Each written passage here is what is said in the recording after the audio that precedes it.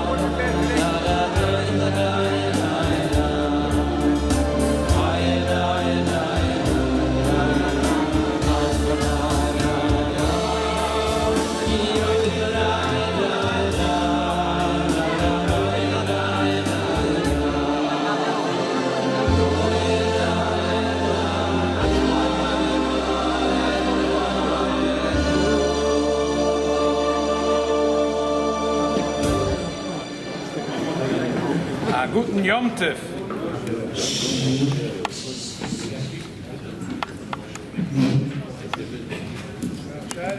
It's a triple simcha tonight. We're being Messiah, the Tanya, we're being Messiah, the Shas, and we're also just finished the Siyum. We're coming from the Siyum Harambam. 3 Siyumim. I'm finishing my Masechta, but we're also finishing it all together. And the Masechta that I did this year was Chodesh. So today in the Chumash is the story of the selling of Yosef as a slave. And Chazal say that the Rebbeinu Shalom said, it's a Yerushalmi and a Medrash Rabbah, that the Omar HaKadosh Baruch Hu Atem Achartem B'Noshe Roch, that the Yidden sold, the 10 brothers sold them into slavery. Be'esrim Kosef, Moas, Shem Chomesh Shloim. The total of it was 5 Shloim. Lefikach Yiyeh Kol Echad V'Yechrad Mafrish Erech Benoi Chomesh Shloim B'Monatzui. So Chazal said, because of the story that happens today in the Chumash, the Chitas of Shlishi, so the Rebbeinu Shalom said, as an atonement, so we have to do the mitzvah of Bechor. Amar Rabbi Yehuda Bar Simon, Amar HaKadosh Baruch Hu L'shvatam Atem Achartem B'Noshe Rochel B'Esrim Kosef Lefikach Yiyeh Kol Echad Ve'echad Ma'agiyoi Beka L'Gulgoyles Machtzis HaShekel. So that's why we have the mitzvah of Bechor and Machtzis HaShekel to atone for the sin of selling the brother into slavery. Machtzis HaShekel, that you bring karbonos from it. I understand how it's an atonement. But Bechor, the oldest son, becomes Kodesh. The animal, the bakar, the tzoyin is Kodesh. How's that an atonement? The Alter Rebbe in the letter, he writes that he came out of prison, he was saying Tehillim, and it was the Kviyus exactly like this year. Yutas Kislev was on a Tuesday, and the Parsha was the same Parsha like this year. It was Yom Shlishi to Parshas Vayeshev. Why is it important? L'chayda, the story in today's Chumash is Yosef Hured Mitzrayim. Yosef was sold into slavery. Alter Rebbe had a Geula. Grandparents, my wife's grandparents lived in the Bronx. It was remarkable. They were Zoche to come to the United States of America. What happened? My Shver, the Zayde, was a merchant, a frume Yid, mit a sheina weisse board, in Kruke. And he was wealthy. And he had a store in the main street in Kruke. He was able to liquidate his entire business, beginning of the 19th century, 20th century. And he sold lock, stock, and barrel. He came to the United States of America. And he had one daughter. When they came here, they had a child. When they came to America, they had a child. They didn't come poor. They came. It was a wealthy Yid. But he said this was Tereif in a Medina. Every rock was Tereif. So he decided to go back to Europe. When he went back to Europe, by the time they realized they wanted to get out of Poland, it was impossible. America had very strong restrictions. In 1924, there was an Immigration Act. It was a very strict quotas. They couldn't come. Nevach, they were all killed by the Nazis. Yimach Shemam al Kiddush Hashem. But one daughter was born in the United States of America. She was an American citizen. So one kid in the family held in her hand the ticket to freedom. So she gave it to her sister, my Shvez's mother, and she came. She was saved because that one child was born in the United States of America. Amol, when Yidden came to the United States, they weren't looking for the gold. It's contrary to common thought. People came to the United States, and the early immigrants who came, Yidden that were terrorized by the Inquisition, and then the waves of immigration of 1881, the Tsar was killed, and then the Russians, the state-sponsored pogroms, and in a short period of time, 1.7 million Jews came here. They didn't come they weren't looking for gold. They were looking to get away from pogroms. But what happened? After the Second World War, it turned out that those few Yiddelach that came to the United States and stayed frum, they were the ones that were able to transplant Yadus. The whole Yiddishkeit there was no place anymore in Poland, and there was no place anymore in Eastern Europe for Torah. There was no place for yeshivas. There was no place for Gdolei Torah, for Chassidish Accords. It was over. It was over. By 1945, it was finished. And these few Yiddelach that ended up in the United States of America, and they were frum, they were the ones that they established Yiddishkeit. They reestablished Yiddishkeit. In the winter, Tavshin Yudalad, 1954, the Rebbe went to Menachem Ovel, to the Novominsker Rebbe, the Kol Yehuda. Yeshiva in Borough Park is named after him. And the Rebbe said in the car afterwards, he said to Rabbi Krinsky, he said, I found him a Yid. A Yid, 30 years in America. At that time, 54, he was already 30 years in America. He didn't change. He's the same person. And he was wearing big day mesh. He was wearing silk because he was choshit for shatnas. He didn't know yes shatnas, not shatnas. He wore his old silk jacket, Shabbos and weekday. It was a kodesh and a mufresh. The Rebbe couldn't get over it. So the Rebbe said, when he went to be Menachem Ovel and Novominsker Rebbe for his mother's petita, he said that the few Frume Yidden that came to the United States of America, it's like Yosef HaTzadik that was sold into slavery. On the surface, he was sold into slavery. When the Yidden left the Alta Medina and they came to the United States, it wasn't with excitement, but they had no choice. If they felt that they couldn't stay, so they came. But it was a big challenge. At the time, they cried. And there was a great nostalgia and it was a healthy nostalgia. And also today there should be a nostalgia for the Alta Heim. However, Lepoil, those Yidden are the ones that have reestablished Yiddishkeit in the United States. And that's what Yosef HaTzadik ultimately said to the brothers. Elikim chashov l'toiva, lahachis amrav. So later, that there could be a yeshiva reestablished in Goshen, there should be Yiddishkeit. So that's why I was sold into slavery. Yosef HaTzadik saw that the entire selling into slavery from the beginning was l'chashov l'toiva. It was really for the good. So now we understand that we get a mitzvah. There was a negative, there was the kavon of the brother, and there was a positive. There is a positive in the entire selling. It was chashav l'toiva lahachis amrav. The Yosef HaTzadik showed Klal Yisrael that a Yid could be Kodesh in Mitzrayim. He could go into a place of Ervas Aretz, and he could be Kodesh there. Yosef HaTzadik was the forerunner. So Yosef HaTzadik gives Klal Yisrael this special mitzvah of Bechor, that there can be Kedusha in every family. The oldest child is dedicated to the Eibishter. He's a Bechor, every Boker, every Tzoin, because of the positive aspect of what happened in this story. And the same thing happens in everyone, in our life. We're being Messiah Tanya tonight. The Salka Daitach was that Shara Yichud Bamuna would be the first part. So the Chinuch Kotten introduction would have been the introduction to Tanya. And the Alter Rebbe says that Sheva Yipul Tzadik become, that there is a concept that a Yid goes up in Avodas Hashem and then he falls. The Alter Rebbe says that that's part of the growth. not chas v'shalom, that it happens. This is part of the growth. That it's tzaddik, it's impossible otherwise. The Rebbe says a nice mashal for this. A person learns, you learn a sugya, you know the pshat, right? You know the pshat. Then you learn it another few times, and all of a sudden you have a kasha. Now you know nothing. Oi, you know nothing. So then you toil in the sugya, and all of a sudden, aha! Now you have a chidush, and the whole sugya falls in place. So the kasha was good or bad? The kasha was great. If you didn't have a kasha, you'd walk around thinking you're a baki b'shas, you know everything, and you really know nothing. It's just because of the kasha that you can get into the oimek of understanding it.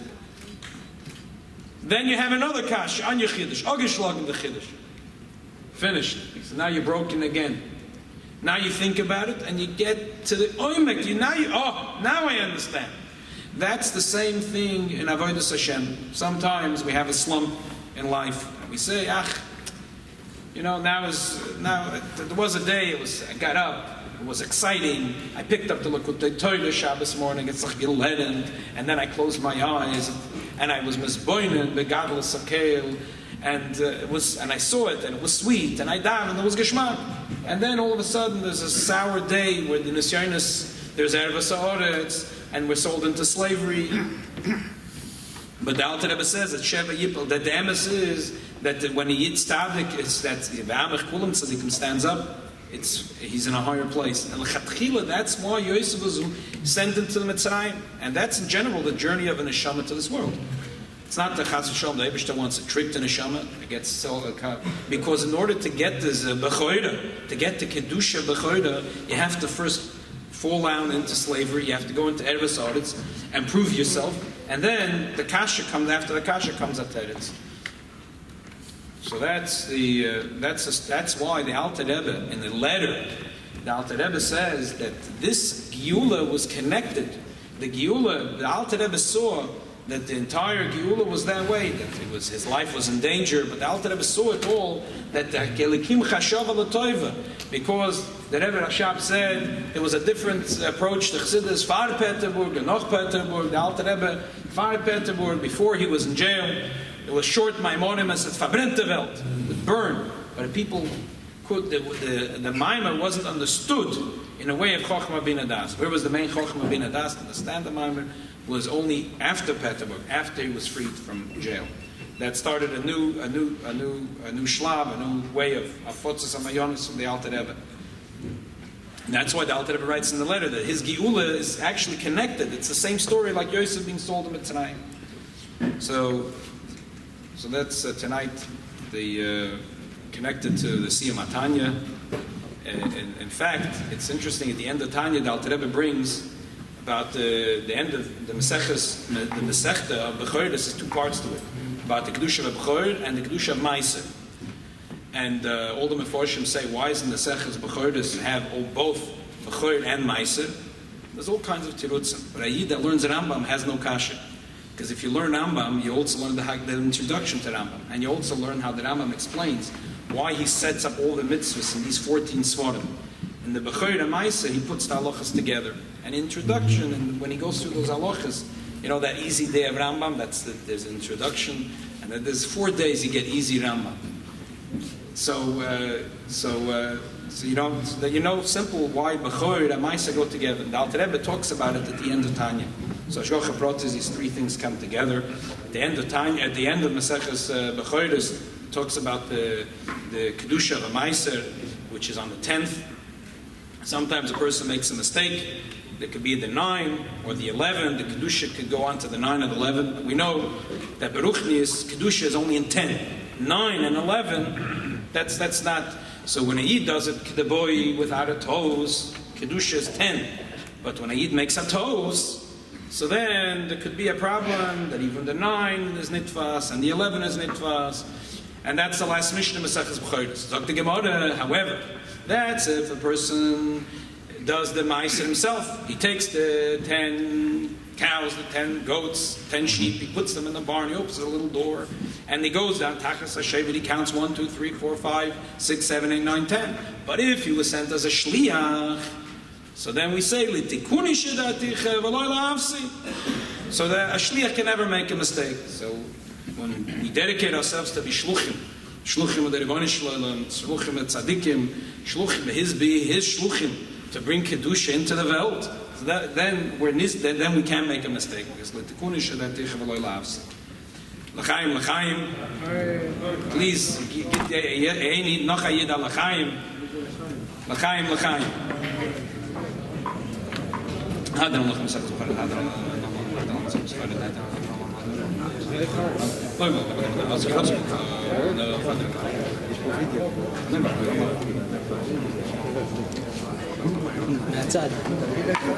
מהצד זה הכי טוב. I should give it out.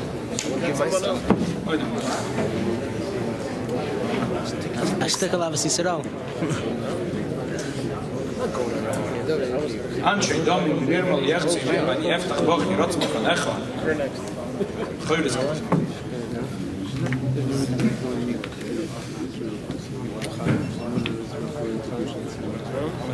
אדינו יויזן, יצן אדוני יבורך הסמי ושולם. Iskada Shmei Rabbi. Yom od Yosef l'skada talach oim esayla sok Yosef l'chayel mo v'ibnei karted Yerushalayim l'shtach le'icholoi v'gabo l'mekro b'chon l'koro min haro la'asov b'chon l'dishmai la'asr v'yamluch kutchabrichu b'malchusi v'yikore v'yatzach b'urkoni v'yikore v'shichei yechon b'mecha v'chaydo chaves Yisrael v'agolo v'zman kori v'imro amei Yehi Shmei Rabbi v'vorach olam ol meil ma'is borach v'shtab v'spor v'srim v'snasa v'sada v'sala v'svol Shmei de kutchabrichu le'il mikro v'chos v'shirosa dush v'chos v'nechamos the Minamama Bimrome, like Israel, Val Rabon, Val Talmidei, Val Talmidei Samidain, Val Colmandos, Kimberai Sadivasro, Odain, Vedi, Vachola Sarvasari, Yehelo in the Lachoin, Shlamarabakhina, Vachizda, Verachmin, Vachanarichinum, Zanarivike. Purkona Mikodam Abun the Vishmaya, Vimrome, Hey Shlomarab, Minchmai, Vachaim Tevim, Malena, Val Kol Yisrael, Vimrome. Oysa Shalom b'mroim o v'yasa Shalom aleinu v'al kol Yisrael v'imru amen.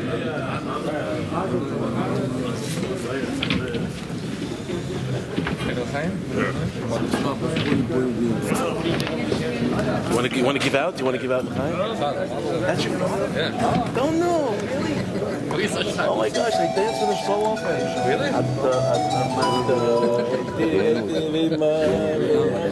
my gosh. Take it out. You want to give out? Can you give out to everybody? Do you mind? Do you mind being a Shalom Mashkin while I'm alone? Watch this. Come over.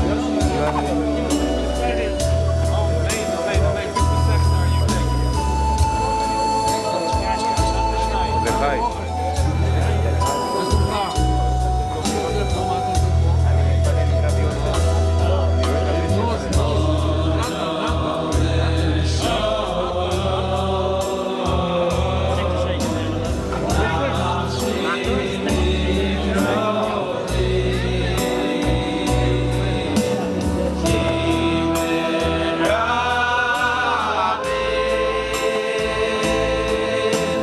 Oh, you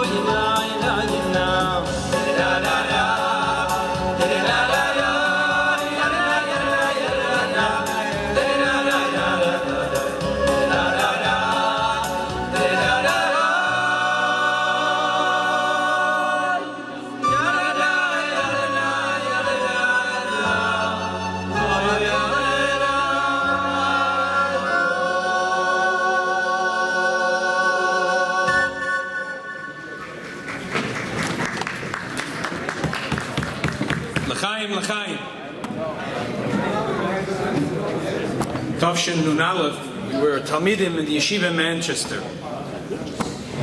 It's a year with Chachamim, Soifrim, there's a lot of Rabbonim, but as students in the yeshiva, there was one Rav, it was very easy, he was accessible. And I remember once coming late at night to his house, and the table was piles of Sonim. Bochum loved to talk to him. He was a Dugma Chaya, and I know for myself, he was a role model. And I remember Farbrengen Chof Dalet Tevis at that time, and I remember the Farbrengen very well. So the Manchester is blessed with a very Choshev Erov, and the Kehillah, it's a huge, one of the biggest Kehillahs, 500 members, and he's at Maribetz Toida, and he came from Manchester to be with us. He came to New York, he was with us Shabbos, he went to Los Angeles, he Farbrengen with Anash in Los Angeles, and now he's back with us. So, Baruch Hashem, tonight we have with us Harav Chazan from Manchester, so for sure it's going to be a Hatzlocha de Farbrengen. L'chaim, l'chaim.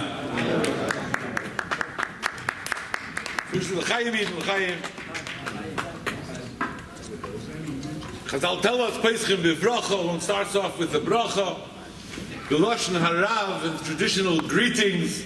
L'shana teva b'darkei Chassidus u'b'limud Chassidus techaselu v'zechaselu. May this year be not just another year, but a new year of growth and inspiration of Chassidus.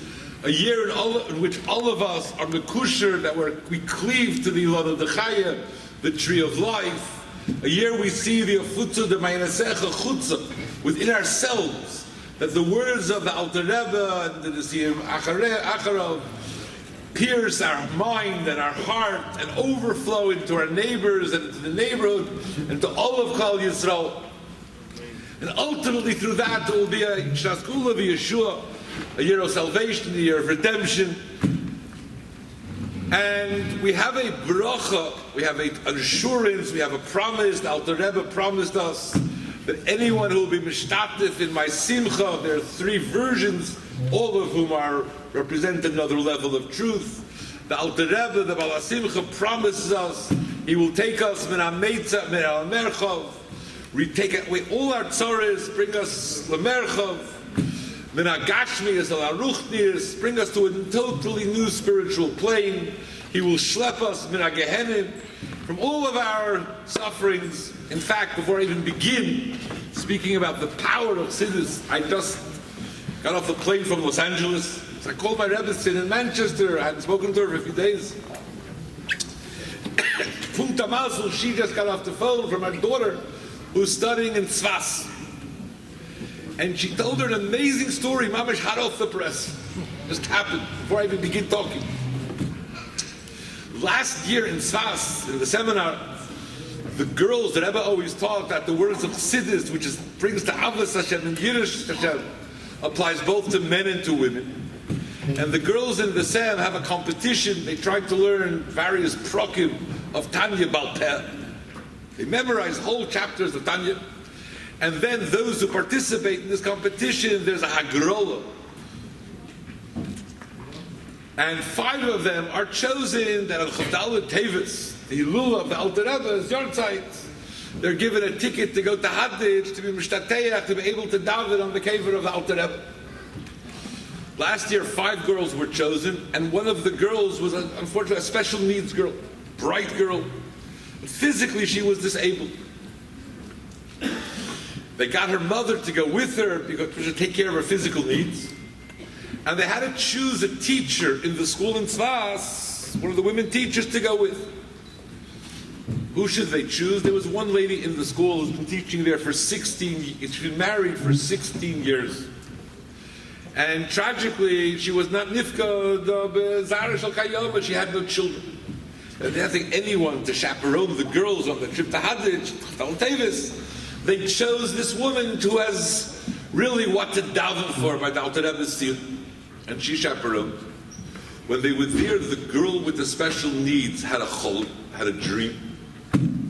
That Alter Rebbe promised her that next year that teacher will have a child. A few nights later, she had another dream, in Hadditch, that the teacher brought her baby into a baby boy, a Zocher, into Beis Chana, and the girls were dancing, the Simcha, the Tzatzasing, the Tzaholo was English. That was the Chol. She told her mother, she was barashed, made a tremendous, indelible impression upon her. That was last year, Chavdallah Tevis, because she was davening by the Alter Rebbe's Kever through winning the Hagrola, which takes place every year in Kislev, which is the day of the Alter Rebbe's Simcha. I must tell you that yesterday, Yud Ches Kislev, the day before the Rosh Hashanah Chassidus, she just had a Ben Zocher. And the girls didn't know about the dream of them dancing. When they heard that their teacher, 17 years now after marriage, the schus of the Alter Rebbe finally had the baby, instinctively, intuitively, without prompting, without even knowing the story, they were dancing, and the simcha was purim, simcha stayed. And then the mother of the girl who had the dream said about the dream that the girls are dancing in Beskana, and you can imagine the simcha was English. So the Eibush will help them first. Before you begin, the Chayim, the Eibush will help them talk to the Alter Rebbe, should take the schools, the Siddur, should take us out, but Amitzer, Al-Amercha, from all our daggers, we shall be Zeuche, the Bonne, Chayim, the Reviche, and all our Mishalis, Libchem, the Teuve, should be in the Smala. Chayim, Chayim.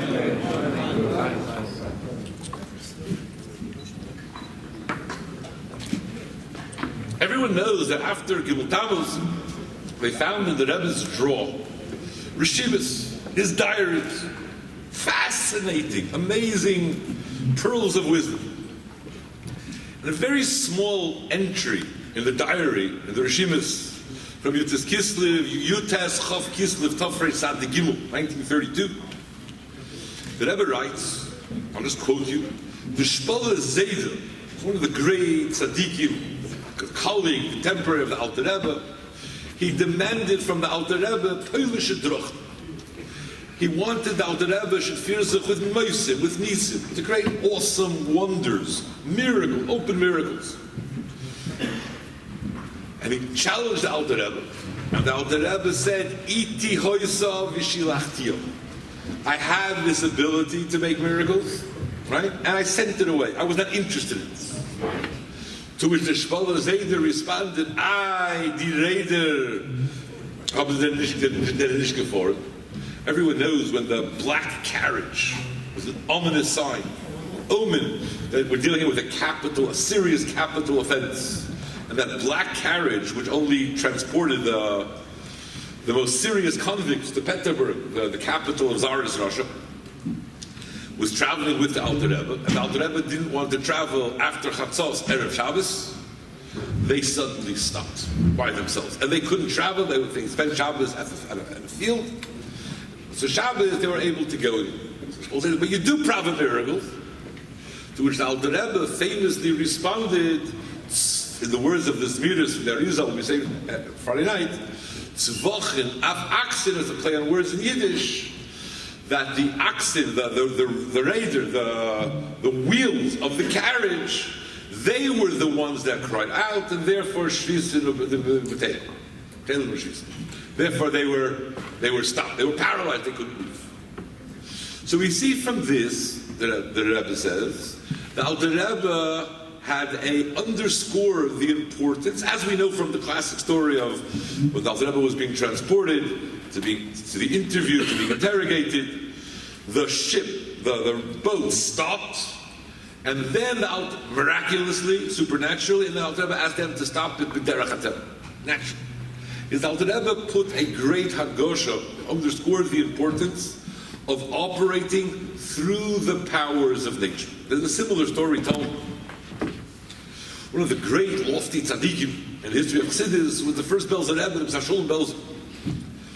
And once Reb Shalom Belzer announced that he's going to divorce his Rebbe.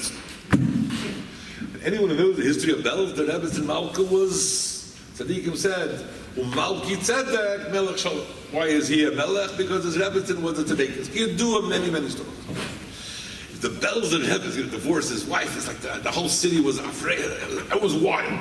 Couldn't believe it. It's a tragedy. It doesn't make sense. And a delegation of Tziddim went into Shalom. And they argue that the Chazal say that Melech B'lei Matriniso, a king without a queen, is not a king. And he said, okay, he's not going to divorce her. He'll keep her. It sounded so strange, so mysterious. It's an esoteric story. Until he explained to his Bekurovim that there was a Kitrug in Shemayim Akal Yisrael. And we know the relationship of Kuchabrichu and Knesset Yisrael is like that of an Ish and Isha Chosn Kalu. And by him threatening to divorce his wife, and it's impossible, it doesn't make sense, it was horrific.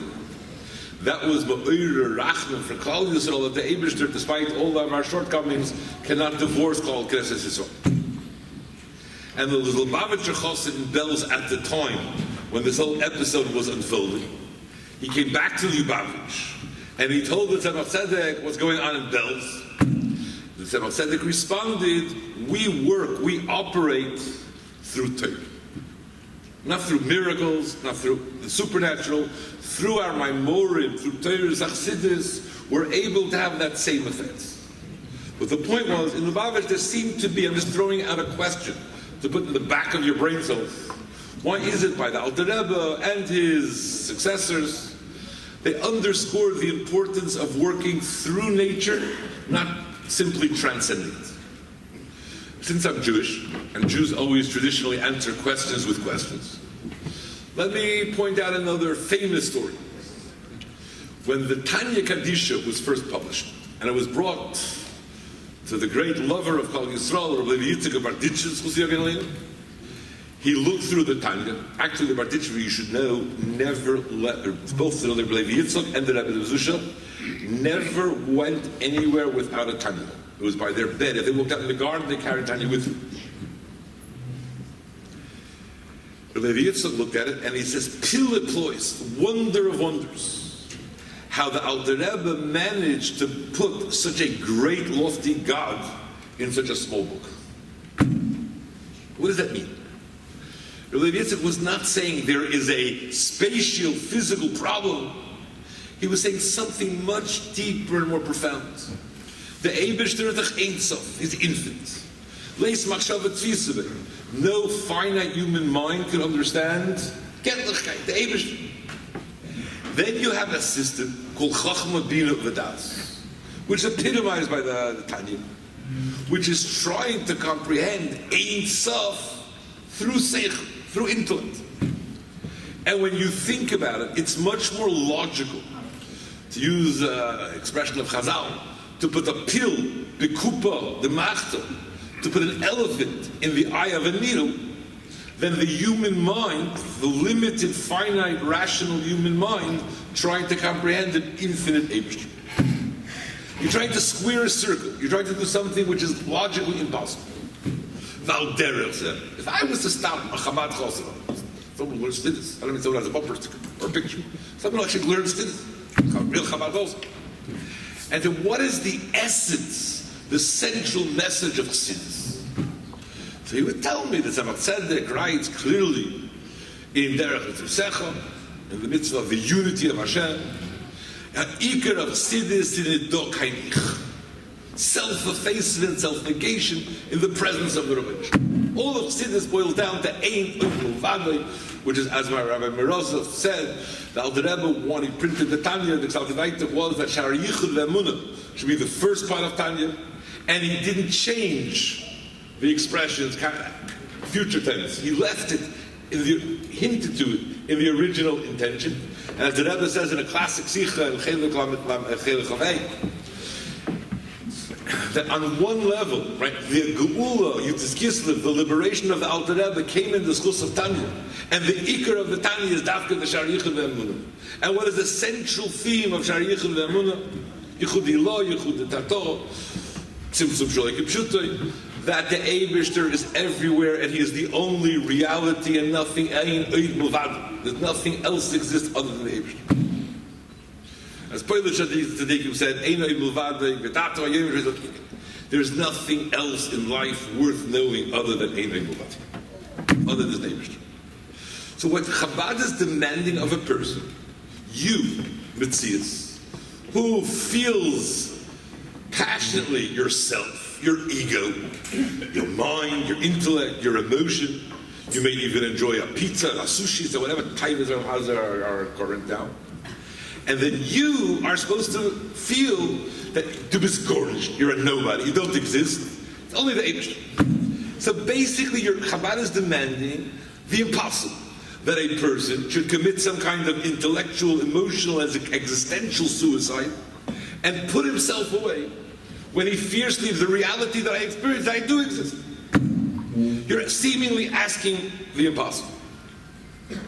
So I have two questions. A, why in Chabad we put a dogesh, we underline the importance of working through the natural, this world. And secondly, Chabad seems to be demanding that a person's finite, limited comprehension and mind is trying to grasp the infinite. Seems to be logically impossible. So let me tell you a third problem. Everyone knows the history that when the Baal Shem Tov found out that through his prophetic powers, his clairvoyant powers, that the neshama of the Alter Rebbe is about to come down. On that Rosh Hashanah prior to his birth, Rosh Hashanah Tov Kuf Hey, the Baal Shem Tov was in the most elated, simchadik, joyous mood ever. When the Alter Rebbe was born, Chayel Tov Kuf Hey, the Baal Shem Tov hosted a grand banquet, a feast. He was incredibly happy, and he spoke openly about the new neshama, the neshama chadasha, which has descended on planet Earth. 8 days later, at the bris, there was a Shabbos, there was another simcha, and the Baal Shem Tov said a Torah on the pasuk, Kumi oirik yiva oirich kver Hashem alayich zorach. There's a radiance, a luminosity, which has suddenly descended upon the world. At Chavhei El, the day of the bris, there was a big suda, as there was 2 days later, on Shlishi Lamila. The Baal Shem Tov was b'simcha neshama chadash. Something incredibly awesome, out of the ordinary.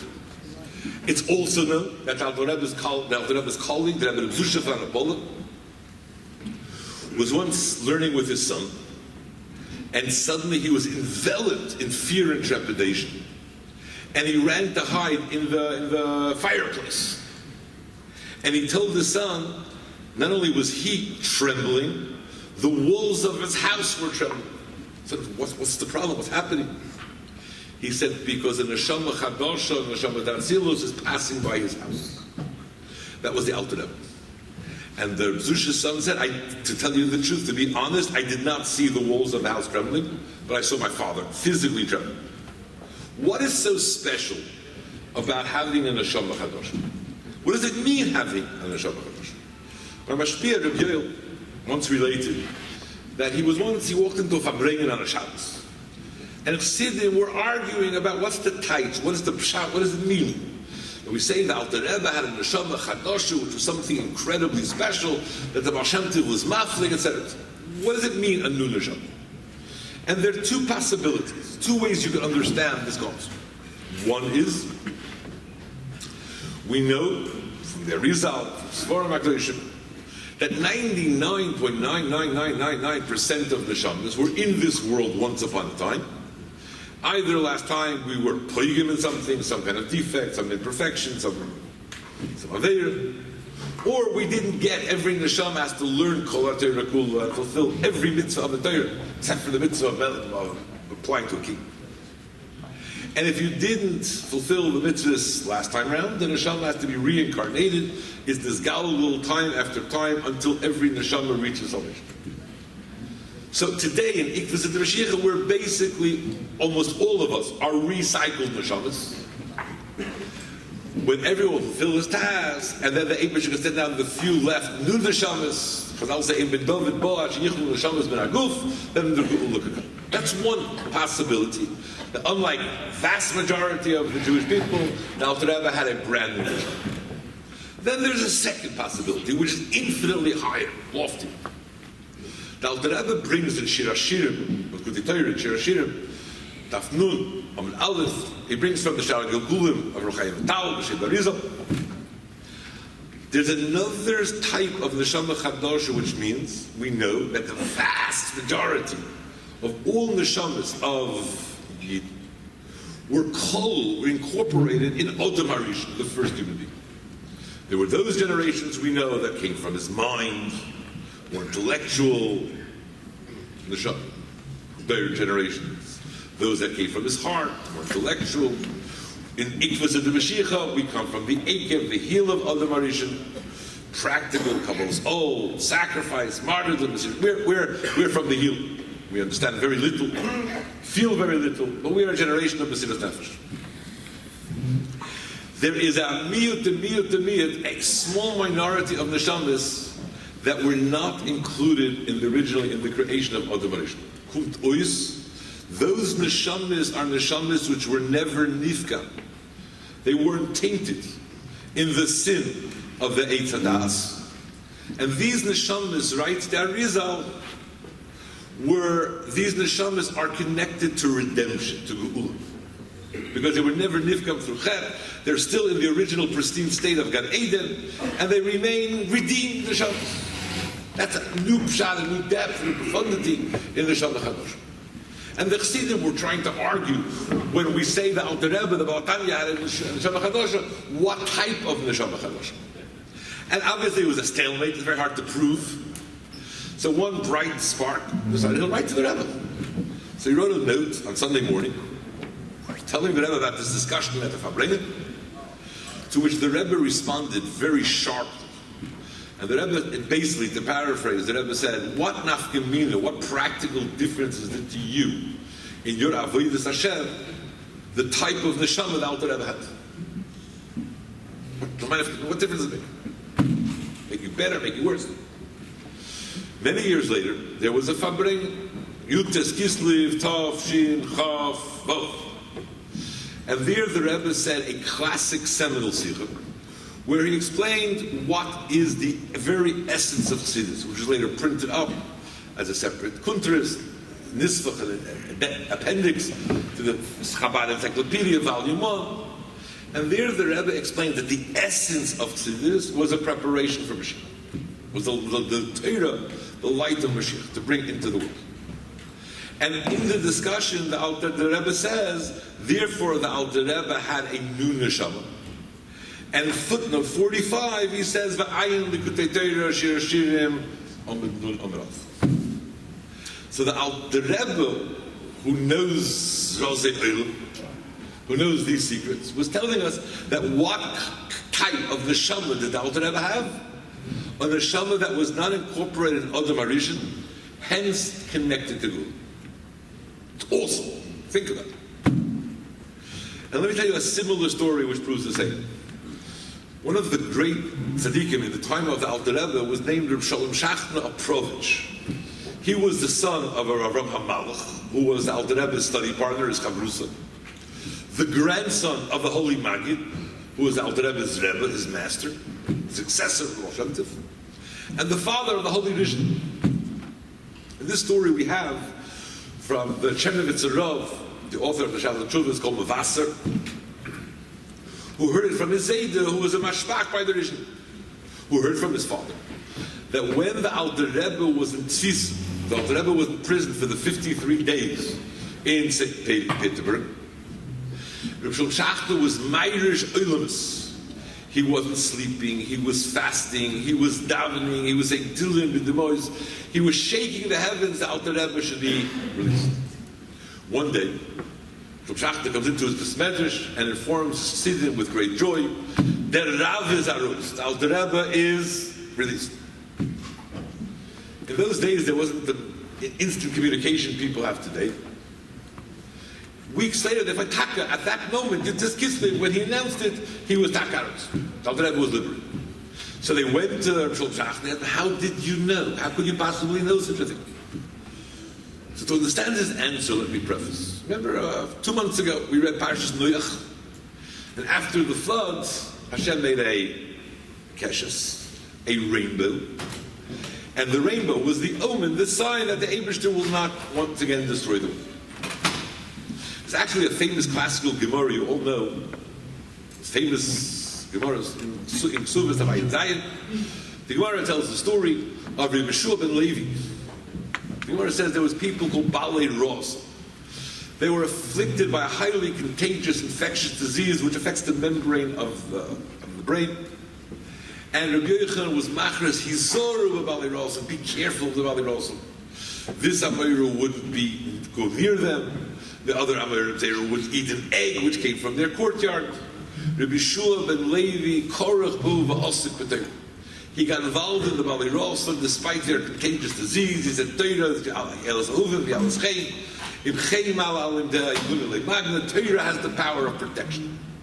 Yeshua ben Levi was the one who went down to the Balei Ros of this world, and he had so subliminated and elevated the physical, where the physical and the spiritual became one and the same, that when his time came to leave the world, what happened? He said, before I depart, I would like to see my portion in paradise, in Gan Eden. The Eibusha told the Malach HaMavos, Zil Ovidus, carry out his will. So he gave him a guided VIP tour, and on the way, he said, do me a favor and give me, you know the story, give me your sword because I'm scared of it. You're putting the fear of the Lord in me. So the Malach HaMavos gave him his sword. When they got to the place, Shavar, he gave a jump, and he went to his place in Gan Eden. And he told him, I swear I'm not going back. The Malach HaMavos was livid. There was steam coming out of his ears. So he demanded, so the Eibusha said, go and test if he's ever changed his mind, if he's ever not kept his word. And they went through the computer printout. Always, a word is a word, hein is hein is hein, and blah, blah, blah. And Tzadikim used to say, if you keep your word is choshev in heaven. And therefore he went into Gan Eden. He wanted to keep this Malach HaMavos sword. He goes there. Eliyahu Hanavi is machriz, panum mokem lebarlivoy. They're all at the red carpet, VIP treatment. Take him to Rosh Hashanah. He says, are you barlivoy? Yeah, it's me. Nir hakeshes biyamecha. Was there ever a rainbow in your days? Yeah. So you can't be Bar Yechoy. Everyone knows that in Shimon Yechoy's days, the Rosh Hashanah's days, there was no keshes. Are you with me? The Gemara says the Lily is not true. But MS, there was no keshes, right? But he didn't want to be machzor toivel and after. He didn't want to be conceited, etc., etc. Now after about 9 o'clock at night, which I'm past, I turn into a pumpkin. I'm not going to get into a lumdus here. There's a taz, a antel lumdus, a svoram, a tutzuk, chalduvas.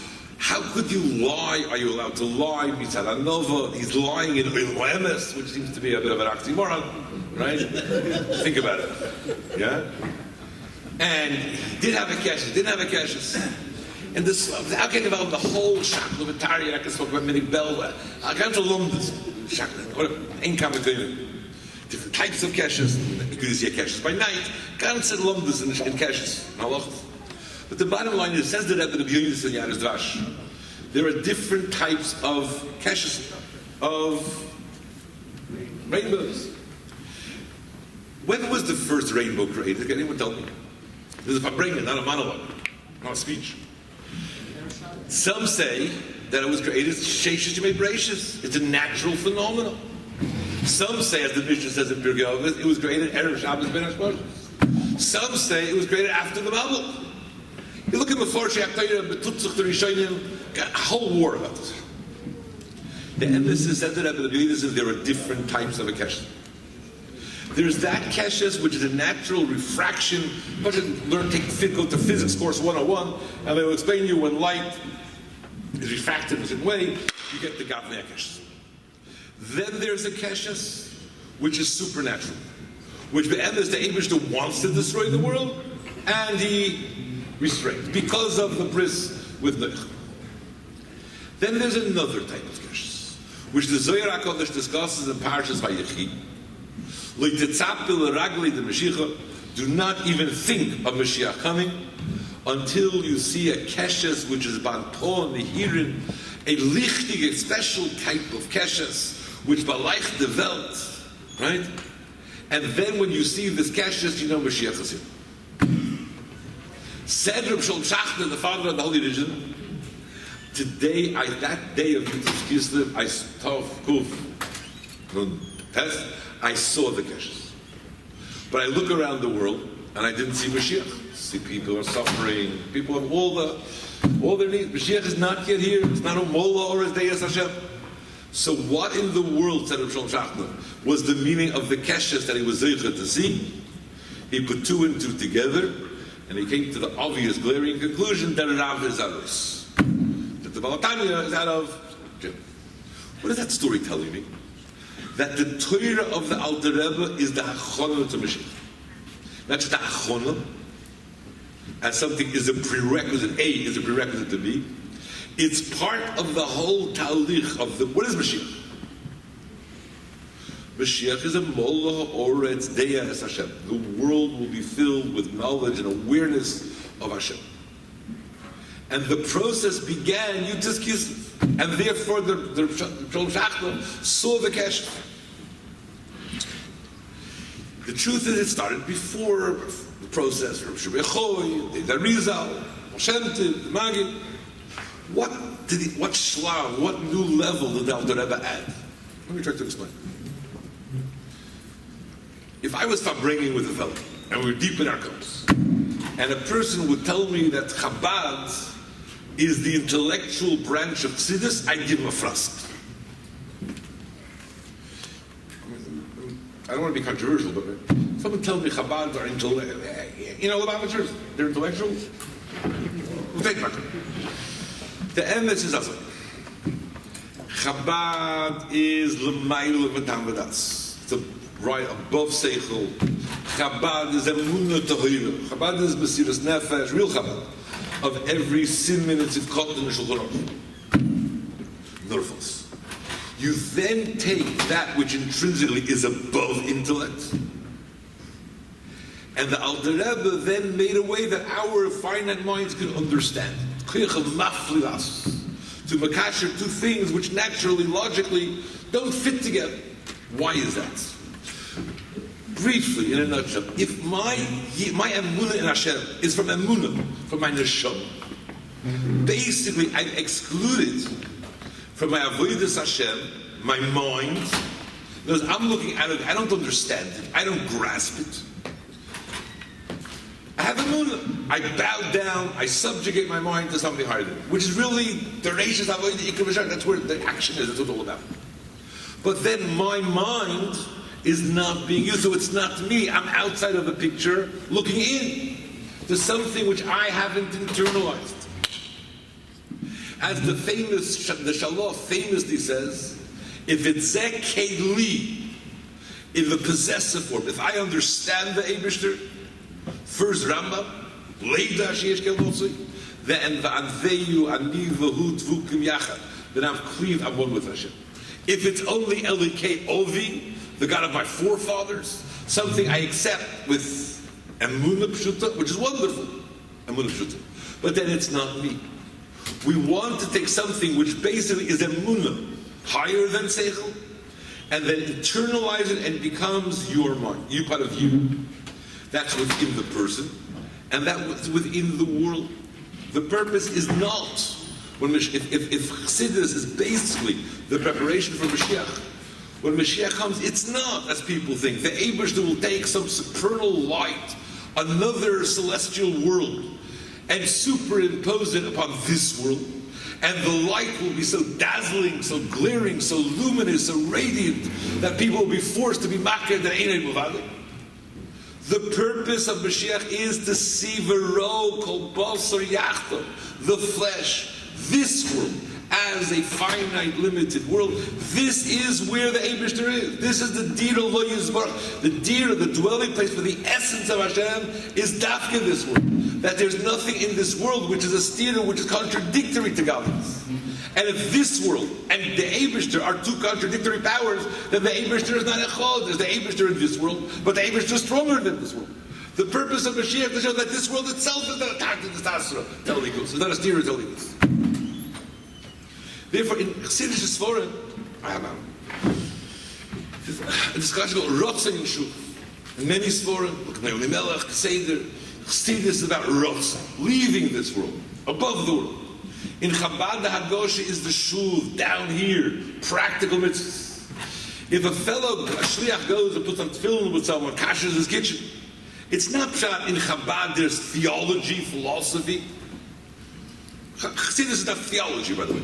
Theology is for rabbi doctors. So they always say, since rabbis became doctors, Judaism became sick.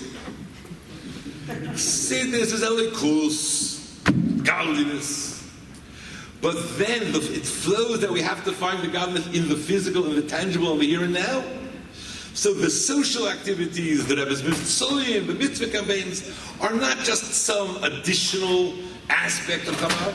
It flows organically, intrinsically from the philosophy of Chabad, what it's all about. And I gotta say l'chaim, too much talking, not enough l'chaim here.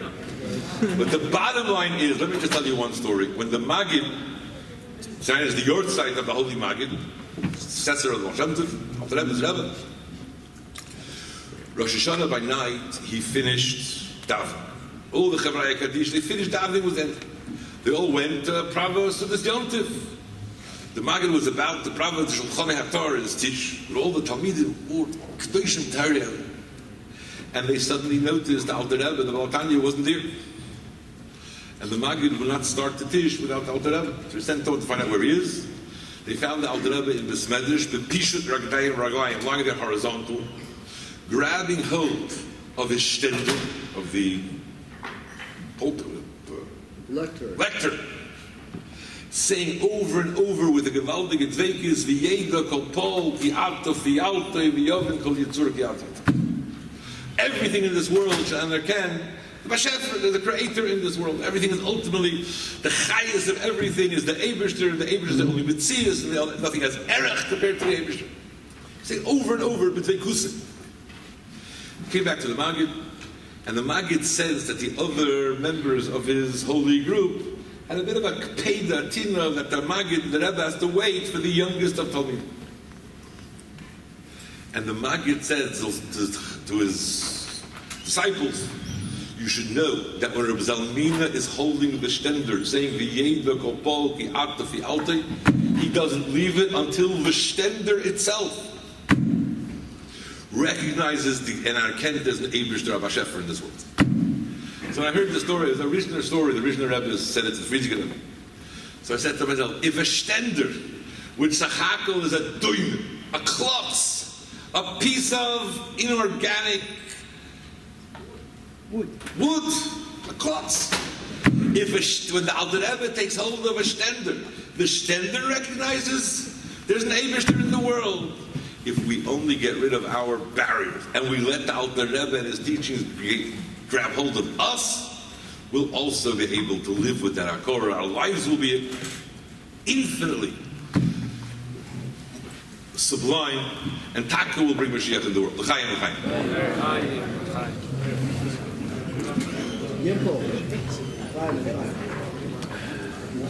Good chair.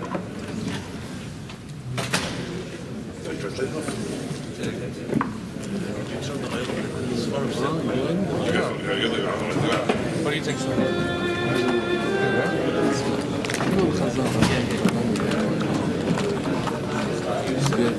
while we're singing, there is a Svardim sale going on outside. Oh, it's right here. So you can load up on the Svardim. There's also a special table for women to buy Svardim Sifrei Chassidus.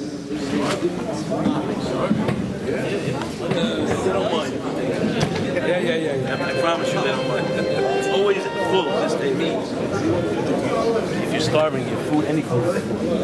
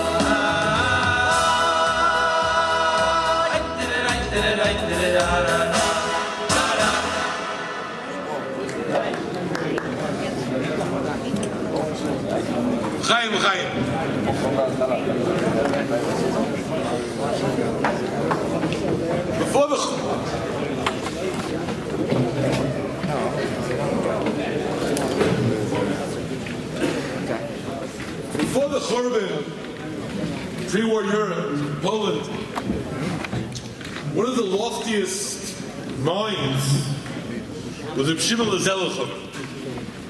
Gana Goinim, the Rebbe said him is the biggest Ili in all of Poland.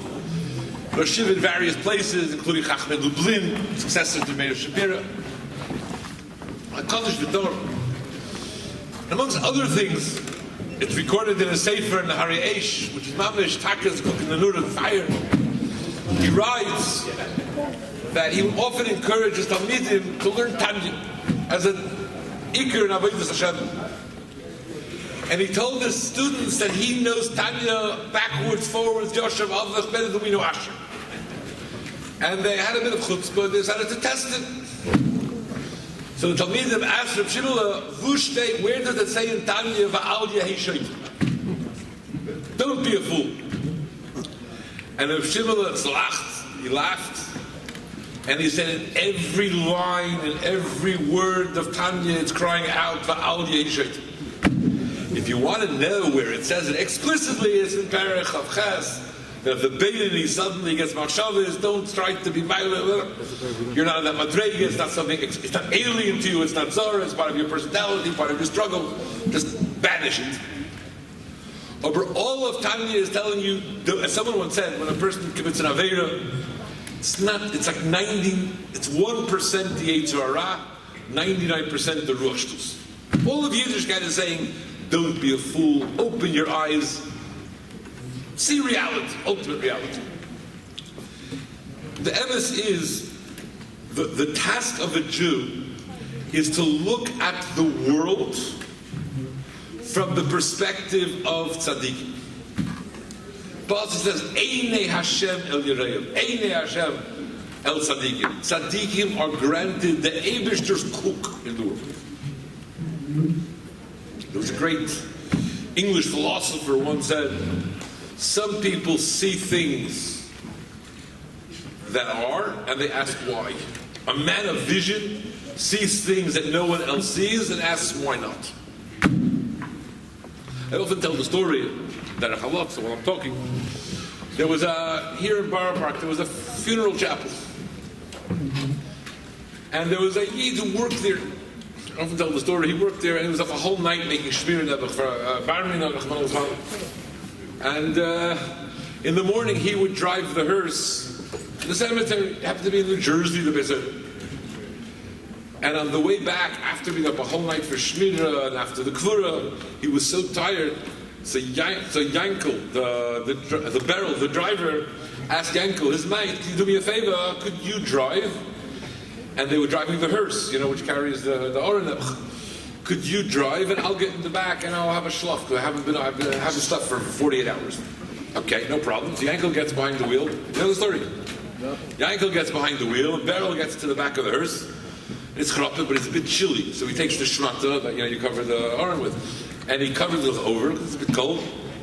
Everything was going fine until they got to the toll booth for the George Washington Bridge. And suddenly you have to pay a $5 for a $10, whatever it is. And Yankel takes out his wallet, and he's not the usual driver. So he doesn't carry cash. So suddenly the toll booth attendant sees, we had wine, the window was down, and he says, Yankel turns around and says, Beryl, the langa finnefer. And you see this disembodied hand coming out of the black shmat in the back of the funeral car. The guy chopped the shvira on the spot. He went running, leaving miles of traffic behind. Sometimes you see something, you prejudge the situation, and you come to a maskana. The tachlis is to have different type of eyes, to see things differently. There's a Chassidish word which says, Hine om yotzu mi Mitzrayim. A folk hat arois gegangen von Mitzorem und Gvulas, vehine chisa es ein ha'oretz. It covers over, it obscures the weltish, the mundane perspective on life. And that's all of Yiddishkeit. The whole Torah ends with the words, Asher also Moshe le'einei chol Yisrael. Moshe was besaken the eyes of a Jew. The Tov Ayin hu yivorech as Chazal Darsh. It's actually a famous Gemara. I'm sure everyone knows the Vorah. The Gemara in Tainis Davches, B'mei B'shvul B'kafna, B'shvul B'nachmina, Kafna Mus. In his days, society was troubled, was plagued with Kafna and Musa. There was famine and there was pestilence, death. The Rabbanan knew you can't pray for two things simultaneously. What should you pray for? They said, you know what? We'll pray for save us from death. And Kafna and Isbel, we'll put up. We'll have to serve with the famine. Rishul Baruch says it for kids. You pray for Parnosa, right? And the Eibush gives Parnosa l'chayil, but certainly you get two birds with one stone. So it's famous word from the Kodesh, the Magid, the Malchut Shenovel, many tzaddikim. I'm not going to be married in it, but they said all the Eibish's Gezeiros come down in Siruf Oisis. Letters, words, Lashon HaKodesh. The word for death is Moves, Mem Vovsov. The word for a famine is Rav, Reish Ayin Beis. Over Einei Hashem El Yerayim. They are balabatim over the Ayin, their own Ayin, the letter Ayin. Therefore, the tzaddikim could pluck the Ayin out of Rav, Reish Ayin Beis. Haker Arayin in Moves, Mem Vovsov. So instead of Moves and Rav, you have Mo'is Rav, plenty of geld.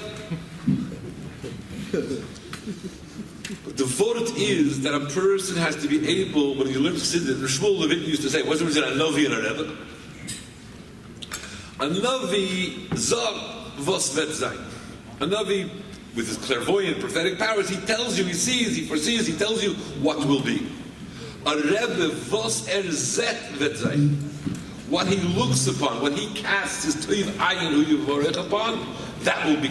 His new perspective creates a new reality. Plus. And the purpose of the Chassid is that he should have an eye, the Rebbe's eyes should be transplanted to him, not just, I'll even tell you a story. There was an oxymoron, in Ivrit, they call him a Chiloni. You really can't have a Jew as a Chiloni. If you're a Jew, you're not a Chiloni. Whatever, doesn't make sense. But anyway, it's called a Chiloni in Ivrit. His name was Eliezer Steinman, and he was a renowned, celebrated, secular author. A man of letters, very famous. For some odd reason, he became interested in Chassidus. He wrote books of Breslov, different courts of Tzaddikim. He became interested in Chabad. They set up a Chavrusa with Chaim Lichtenstein, who was also a prolific Chabad author in Yerushalayim. He began to study a whole lengthy arichas, and he became closer to Mitzvahs Maisis. I'm not going through the whole story of his life. He had a correspondence with the Rebbe over years, and the Rebbe would thank him for things, sometimes offer a critique. He once wrote an article, this Laser Simon, in which he quoted from a book which the source quotes a lot from Christian sources. And the Rebbe was shul betachlis. There's not a book that should be quoted from. Anyway, years later, Laserstein and his spiritual mentor, Chanech Lichtenstein, are in a bookstore. And if Chanech Lichtenstein picked up a book he wanted to buy, he needed it for his academic research. It was put into the book that the Rebbe was showing to Laserstein. So he says, how could you buy such a book? And he says, I need the book for whatever. But the Rebbe was showing it. So Chanech sort of shrugged his shoulders. And he said, if the Rebbe was shayl, I'm not going to argue with the Rebbe. He put the book down, he didn't purchase it. Laser Steinman, this friar guy, was something, this guy knows to a certain extent, whatever, he turned to Chanech, du bist nicht kein chassid. You're not a true chassid. Because a true chassid, if the Rebbe was shayl something, the Rebbe negated this book, intuitively, instinctively, it should be like muktzah to you. Muktzah machmazmias. You should have, snapshot. I want to buy it, but the Rebbe said I shouldn't, so I'm mevatel my rough and Kabbalah the Rebbe. You have to begin your thought process, your perspective, your koyim adai to the Rebbe. You know what the Rebbe would have said. That's when Chassidus is internalized. I'll give you an example to this. Rav came to the Rebbe once in Yechidus, and he was crying that whatever he does, learns Torah, he does mitzvahs, his motives are tainted. They're not pure. He doesn't have altruistic motives. He has pniyas. He has gaiva, whatever. So the Rebbe told him, maybe the answer that the Rebbe wanted that Miguel should write this up. The Rebbe told him, imagine you do a business deal, you win a lottery, whatever, and you win $1 million plus a quarter. A person will sit and be mishtashea with the quarter, 25p that you got. You just won $1 million. What's the erech of the quarter? Like I'm in $1 million you just have in your pocket. If you're worried about your covenant, your pniyas, when you're able now to do the Ratzon Hashem, you're pushing fadreit. Something's wrong with you. There's a screw somewhere. That is the cook of a tzaddik on the pniyas that a person seems to have in this world. How is a person able to be able to get that eye transplant, to look at something from that deeper perspective? That entails, my friends, heavy work. There's a principle I often say there was an American opera singer who once said, I often tell this to people, it's a good word, contrary to everyone today is very impatient. They say the prayer of a modern American is, I want patience and I want it now. Instant gratification in the fast.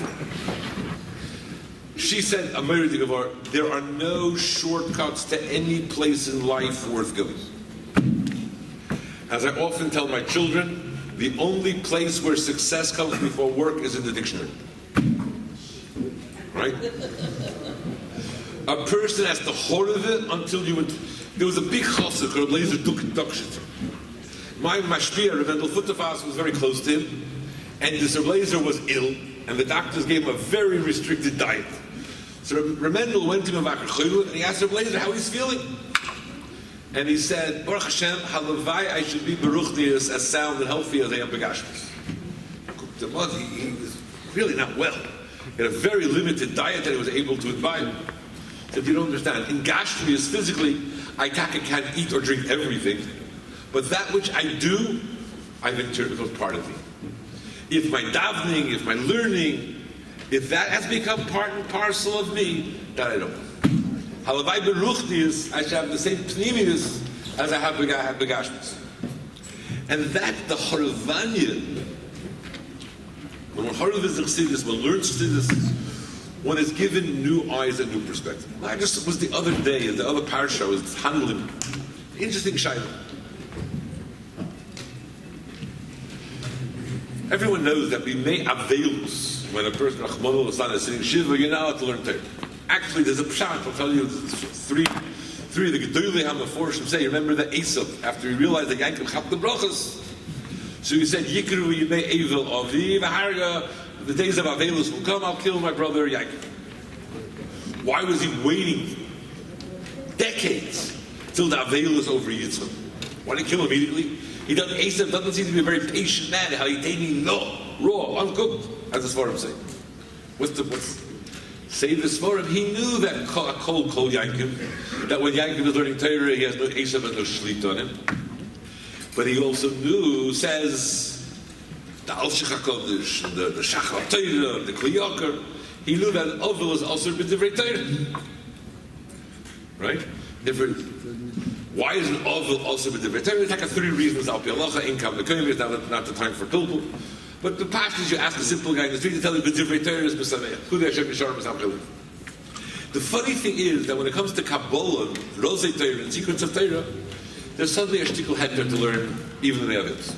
You know from the Shara Mitzvahs, from Chaparshas Vayechi, from the story in the Hakdama to Imre Yosef. His son, the Chakal Yitzchak Spinka, brings that when his father's Rebbe, the Chover, was sitting Shiva, and he said every night by Ma'ariv, Rosei Torah, Kapitel Mentes, which he said in the base Oval, but he didn't want to be Ma'ariv because Forter is an Oval, and he said, as Rabbi Yosef Meir understands. He was begamgim at the end. Kidu by the Rabbi, Shaila, what's the reason? So the Rebbe Zayd, the Rebbe's Elter Zayd, the Shar Koyol says the reason why Avelus is permitted for Oval Siddhis is because a Moisrim Divrei Torah Mishal Lepidei Bekirbi. Which everybody asks, hey, when you learn Chassidus, it's not Mesameach Adanah, it's the most specific thing. It doesn't make sense. I can be foul but income again. And I think the answer is something much, much more profound.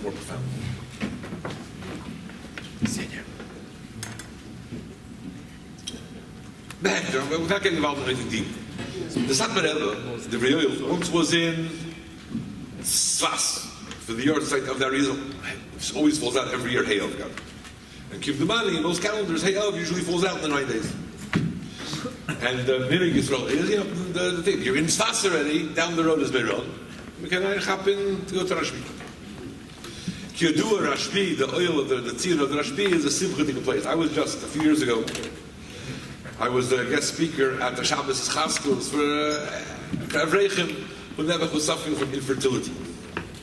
We had a bottom to 2 o'clock in the morning, a balcony till 5 a.m.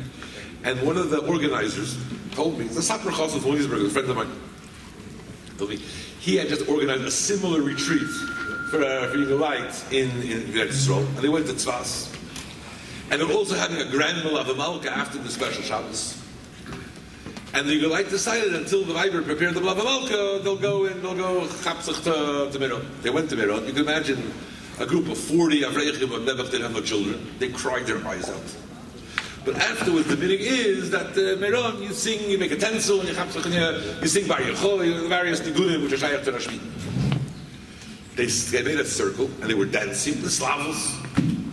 And suddenly an old man with a long white beard. There's not a story I saw in an art school book, the story I heard from people who were there. Appears to them, right? With a down brim hat, big brim, down brim. And he stands in the middle of the circle, and he chapped 8 of the Yugolites from this circle, and he started dancing with each one individually. I don't have to tell, I think this Nella, we got lost within the year, within 12 months. Each one of those 8 Yugolites that he danced with, they were Baruch Hashem, they were Nifkin Darash Shafim. They were all convinced that was Rashbi. So Rashbi is a lebedik, a freilich etzir. Anyway, so after the Heyav, after the Arizal, after Tzvas, they went to Meron, and Reb Shai Oshizel and Markol was one of the Gedolim Mekubolim of Yisraelim, and they asked the Stam Marov, Are you allowed to dance? It's like 9 days. A bit of a problem. The Satmaru answered by Rashbi is Almal Oiz V'Chelva B'Mekim.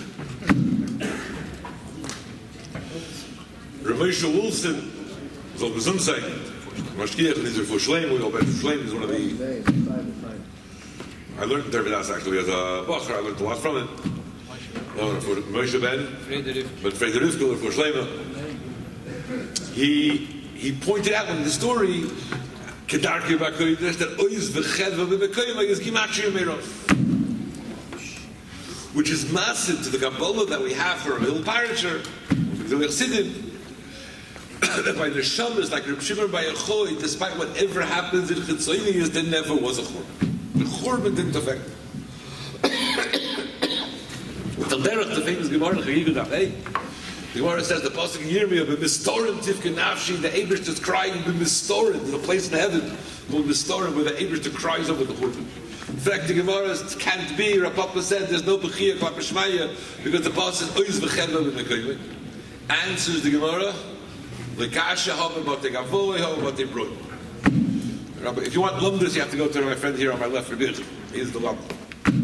I know it's a machlokes, Rabbi Chanal, Rashi, and the Kabbalah learn in Batei Gavroi, outside, in the outer chambers. There's taka a reality, and the reality is sometimes bitter convinced. In Batei Gavoi, with the innermost chamber of the Eibishter, where he knows the reasons why things haven't happened, there's only Oiz V'Chelva B'Mekoyim.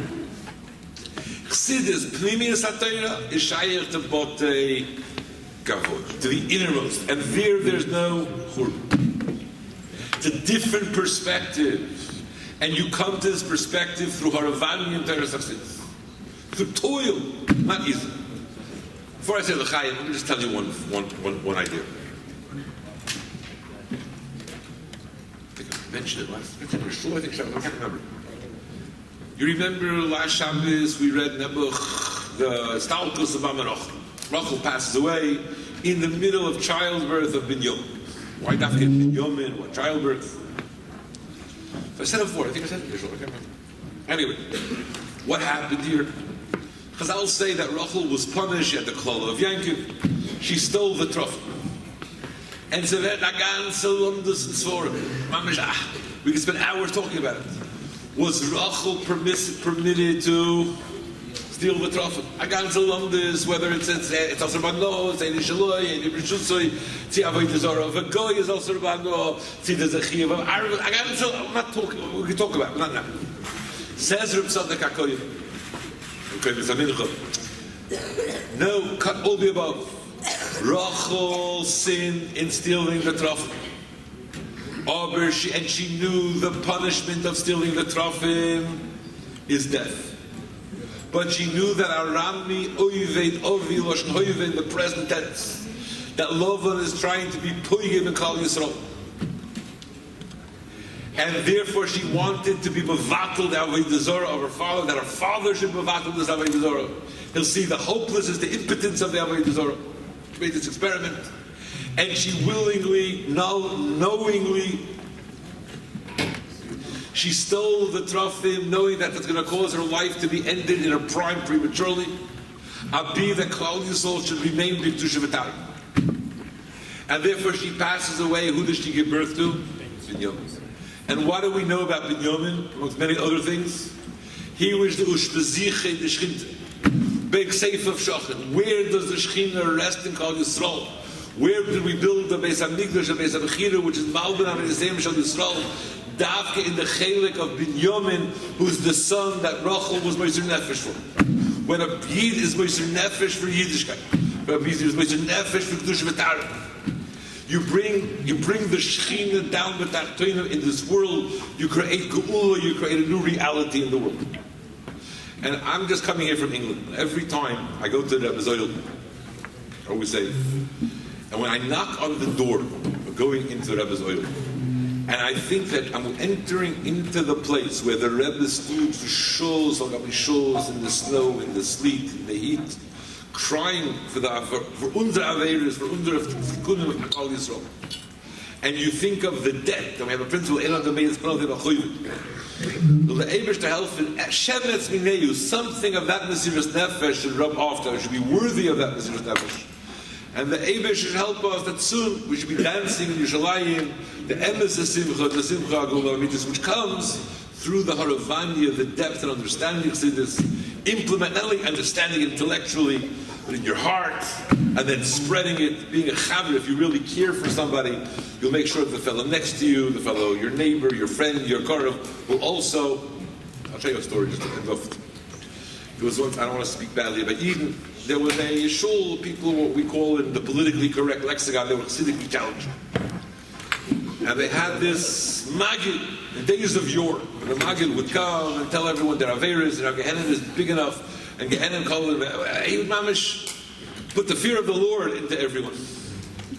And when this Magid finished speaking, everyone was crushed and dejected, and they wanted to jump off the roof. And this chassid couldn't bear the Marish Chayr that he's spreading.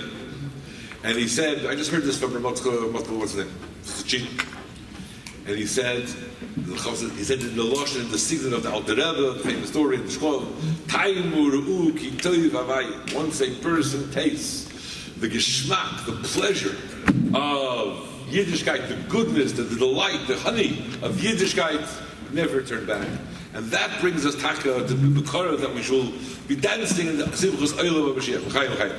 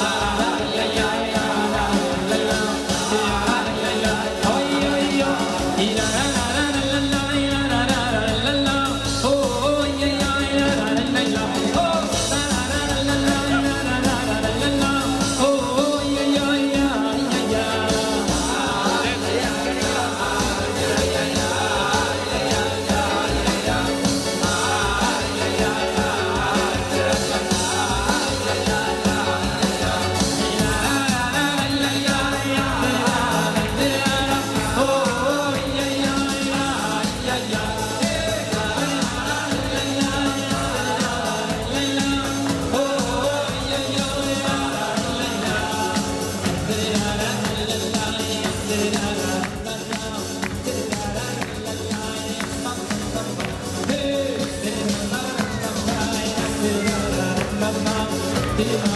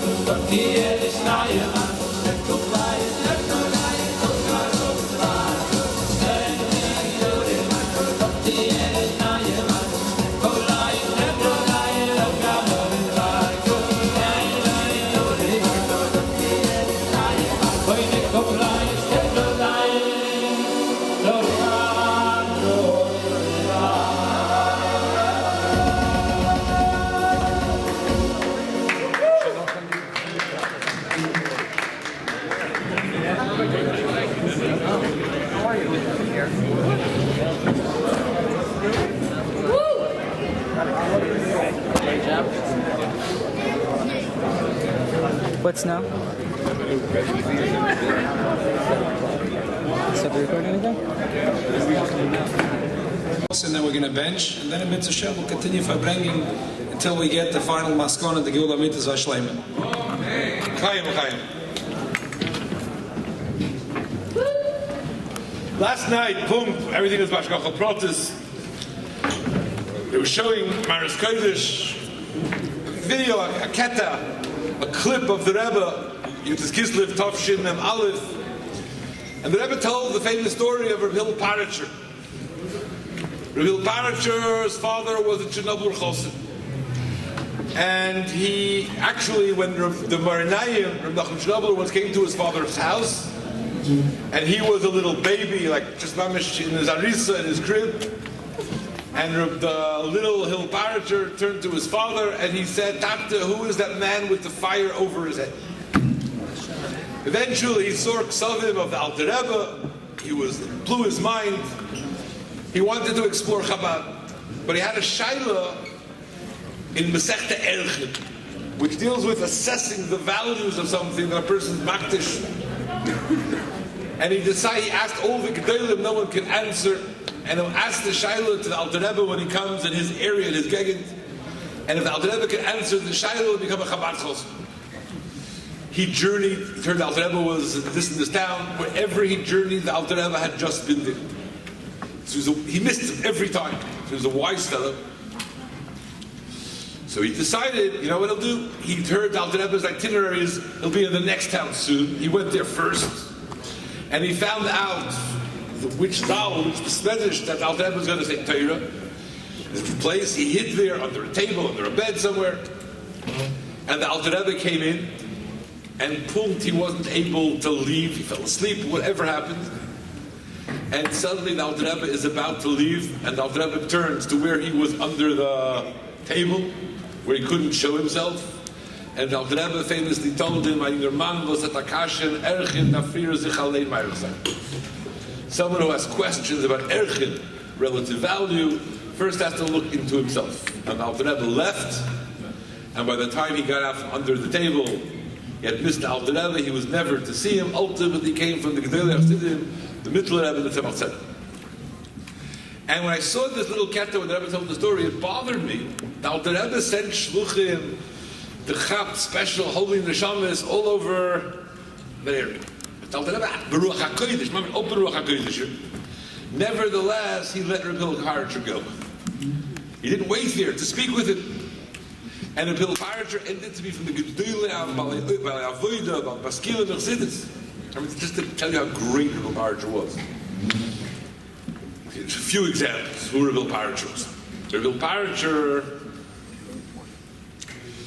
was makbid in Tzavor, Rabbi Yehuda Achosin, that you don't go over a bridge in a carriage which is attached, where the horses are still attached to the carriage over the bridge.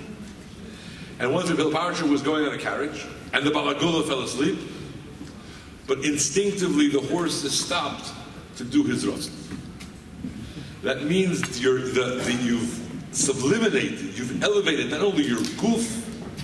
Rabbi Paratcher, when he went to sleep, and an elderly gentleman would come in his room, he would automatically wake up to Mekayim the mitzvah of Adarta B'nei.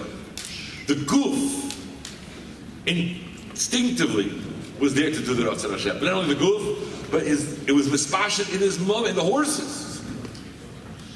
Rabbi Paratcher is one of the only chassidim ever in history that the Tzemach Tzedek allowed him to read Panim and to give brochs. The Tzemach Tzedek said he had 2.5 chassidim, and the half a chassid was said to be Rabbi Paratcher. Why is it half a chassid? I thought he only half a chassid. No. One half was a chassid, and the other half was a reflection of Rebbe. Because of his isbatlus to the Rebbe, of his self-abnegation, he nullified himself to the Rebbe. Ad Kedei Kach, I'll tell you a story. Rabbi Paratcher was once in Lubavitch, and the Tzemach Tzedek said a maimer early in the morning before Shachris. And usually the custom of Chabad is after Rebbe says a maimer, the Chassidim gather and they repeat the Mechazorah on the maimer to get it clear. This Maimer, the Tzemach Tzedek said, happened to be word for word from the Gutei Torah from the Alter Rebbe. The Chassidim knew the Maimer backwards and forwards. There was no need to make Chazara, and they plunged straight into Shachas. His mate, who was staying with him in the same lodging, Tzemach Tzedek, comes back after davening and after eating Suda Shabbos with all whatever, and he sees a real parish, there's a flame fire. He's pacing up and down, his talis is still on his shoulders, and he sees Fakocht. And he asked him, what happened? What are you doing? What are you thinking about? He said, I'm thinking about the Maimer. So he said, the Maimer you know, the Maimer is from the Gutei Torah. Same Oisius, Mamish, literally, same letters. So Rapil Parsha rolled his eyes and says, yeah, it's the same letter, the same Oisius, but it's totally different Oiris. The light is different. You have to be a real Parsha to be able to have that discernment, to reach the Oiris in the Maimer, the early key in the Maimer. Gerada, he once came to the Tzemach Tzedek, and the Tzemach Tzedek had something with his throat, he couldn't say a Maimer. So the Parashat said he heard from the Alter Rebbe when he meant the middle Rebbe, the middle Rebbe, the Alter Rebbe. He said that there's a thing called Chassidus b'machshava. Azoi, the Rebbe Tzemach Tzedek accepted it. He exchanged hats. He had a special hat that he wore when he said Chassidus, and he thought a Maimer. And the Rebbe Marash, who was made, he testified that Rabbi Parashah Chazar the Maimer that the Tzemach Tzedek said to him in Machshov. Hello, anyone out there? Anyone on earth? Do you understand that? If I understood what that story means, I would get a better job than being the rabbi in the Holy Synagogue I mentioned. I don't got a clue it. We are talking about someone who's a Ish, a Kodesh V'Neira, right? Where did he get the godless of the Tzemach Tzedek was only because he was dispatal to the Rebbe. And once he put himself aside, I don't want to go, now is that after a certain time he turned into a pumpkin. But the Maisa is that after a person reaches a certain level of bittul, I spoke before, there's a paradox of Chassidus. For example, Chassidus demands bittul, self-effacement. You nullify, you put aside your das to accept what the Rebbe tells you. On the same time, the Torah which you learn, and Torah has to be with your understanding. It has to be your understanding. It has to be a Torah of Simcha. The Rebbe always used to say, Yisrael, Ayraisu, Ekuchebrichu, Kulachad, Chad Bilash Chodav. You rejoice. The famous we discussed on Shabbos, the Akdom of the Egli Tal, the Tzas and Simon Ayin Beis. You have to have a joy in Torah. When is Torah affected? When you have a Simcha in Torah. How could you have a Simcha in Torah if Torah is all about Kabbalah Zol? It's the Maimer from the Rebbe. I'm not going to put me the Rebbe. It's Kislev Maimer. The bottom line is, just to understand, just in the Kudah. Everyone knows that Gemara famously says, you want wisdom, sagacity. When you face east, turn a bit to the right, which is the south, which represents the menorah, symbol of lichtigkeit, of Torah of our Torah.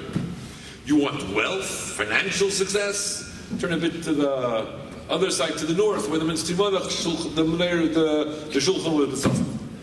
So the Chavrai Kadisha of the Maggid asked him, and what happens if a person wants Torah Gdula Magam Echad?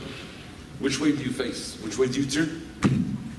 And the Maggid said, a person wants Torah Gdula Magam Echad, you need to be nisbat. Because when a person is nisbatal, he transcends spatial parameters, and you're able to be in two places at once. If a person is full of himself, there was a guy, I remember when I was a kid growing up in my misspent youth, here I was in America, born here. There was a guy called Muhammad Ali, and he was once on an airplane, and the stewardess came over to him before takeoff, and he said, "Excuse me, sir, could you please fasten your seatbelt before takeoff?" And he was a very self-absorbed braggart. And he turned to the stewardess and he says, "Hey man, Superman don't need no seatbelts." And the stewardess very delightfully smiled, "Yes sir, but Superman don't need no airplanes either." Right? But the moral of the story is, if you're full of yourself, then the gravity schleps you down. If you schlepp into the gravity, you're under the gvulim of Zman and Okum. If you have bittul, you nullify yourself. You pick yourself up, you transcend, you have everything. And the ikar of Yusuf Kislev is we have to have bittul to the Rebbe, bittul to the Rebbe. I'll tell you a story before I go. I think I said it, I can't remember. If you ever go to Crown Heights, it's down the road. There is a store on President Street in Kingston Avenue. It's been there since Christopher Columbus, I think. It's called Raskin's Fruit Store. Right? And they used to deliveries. And one of the Raskin boys delivered. And one of the addresses was on President Street at Rebbe's house. And the Raskin fellow comes with a big box of fruits and vegetables. And he rings the bell, and lo and behold, instead of the mashpak, the Hizbacher, the Rebbetzin herself entered the door. Right? And the Rebbetzin was always makbid to pay immediately. She never wanted discounts, she wanted to pay. They were great tippers, happens to be, they're hired. And the Rebbetzin takes her wallet, pulls out like £100 note for like a £20 order. So the boy asks, maybe the Rebbetzin has change, the rest. So the Rebbetzin said a very sharp word. In Sarske Mishpacha halt man kein Kleingeld. In royalty, we don't deal with small coins. You think about that for a minute, that's an incredibly profound verse. By the Rebbe, in Sarske Mishpacha, we don't deal with Kleinigkeit. The motto is of Goydelogi. Whatever you do with all your heart, with all your soul. You throw yourself in with a total bittul. The Rebbe demands. There was a guy called Gershon Jacobson. He was a writer in the Yiddish paper. He went to Russia in Tavshin Aleph. And to cut a long story short, Rabbi Chodakov told him immediately upon returning, you're to go straight into the call-up. Anyway, the Rebbe waited 3 days before he was told he could come in. When he came in, the Rebbe apologized. The Rebbe explained that when he came to America after the war, in Tavshin Aleph, in the middle, he was saved from France as a refugee. He came immediately with the Rebbe into 770. And don't forget the in the middle of the war, there were U-boats, there were torpedoes. After being saved from the Nazis, the Friedrich Rebbe only took him in after 3 days. He wanted Urs Bekele, to be Yosef, emotional equilibrium. The Rebbe also was very connected to Russian Jews. He waited 3 days to get his report. He started reading the panim, a whole pile of panim that he brought out from Russian Jews. The Rebbe was trying, he felt very, he's shooting, he's debating, he moved back. Eventually the Rebbe asked him, called him over, put him aside. The Rebbe started asking him about the matzav of Yidden in Russia. Then he asked for an interview. You want to interview? You're a journalist, you want to interview me? It's strange, he's a chassid at the end of the day. The interviewer Rebbe, right? He asked one question, a very interesting question. He asked, Kesher Ber asked the Rebbe, what is the Rebbe's greatest regret? Interesting, fascinating question. And the Rebbe told the story of a fellow who had it all. He was blessed, everything had him. And suddenly the galgal was nishapich, and everything he had done, the reverse Midas touch, every gold that he touched turned to mud. He lost his business, his yidden became ill, his children became sick, he was afflicted, every which way.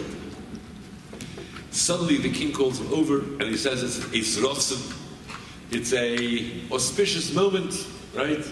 Ask whatever you want and it'll be granted. So the fellow asked of the Rebbe, of the king, he says, you know, I have this saras, these skin lesions, and it's so itchy. I'm scratching a whole day, and I'm not an octopus. I only have 2 hands, and there's parts of my back I can't reach. If only Your Majesty could give me as a shard that can help me kratz my back, it will help me with my afflictions, with my itch. I heard the story. It's like so painful. In other words, the Rebbe is trying to pick you up to madreges to chap. And what are you asking for? Kleinigkeit. My friend was Shabbos, Farbrengen last Shabbos.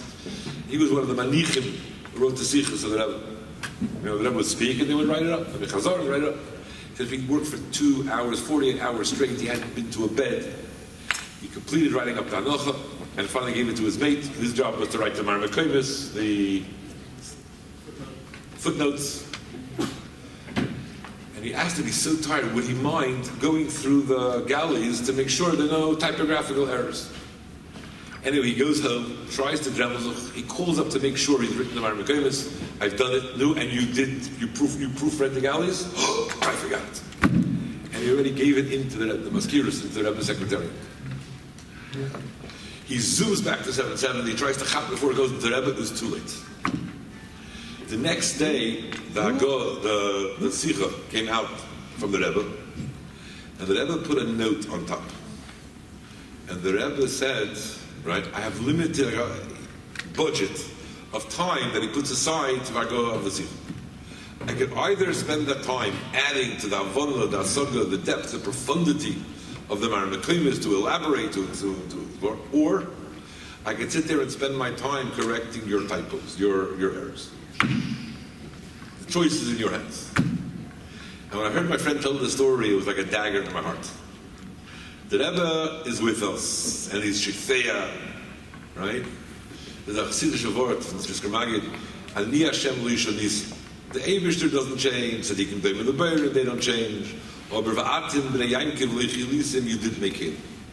Our job is that we make the Kalim, that we prepare ourselves, we work on ourselves, we stretch ourselves to be worthy of what Yutzis Kislev was all about. May the Eibishter help Taka, we learn Chassidus, we live like Chassidus, we spread Chassidus to others, we share with others, we Yedidim, we know what it means to feel like a Chassid. The world used to wish that two brothers should love each other like Chassidus love each other. May the Eibishter help Taka in that skills, right? We were toying from the time of the Ilona the Chaya, and we Taka be dancing with Mashiach in the third base of Mikdash, L'chaim L'chaim.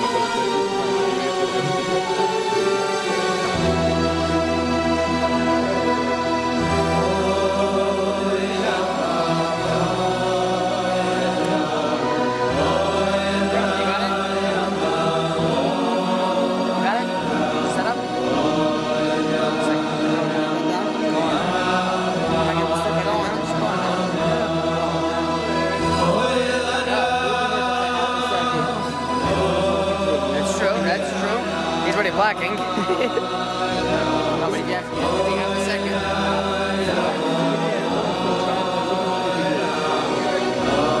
It's true, but I wouldn't go up anyway.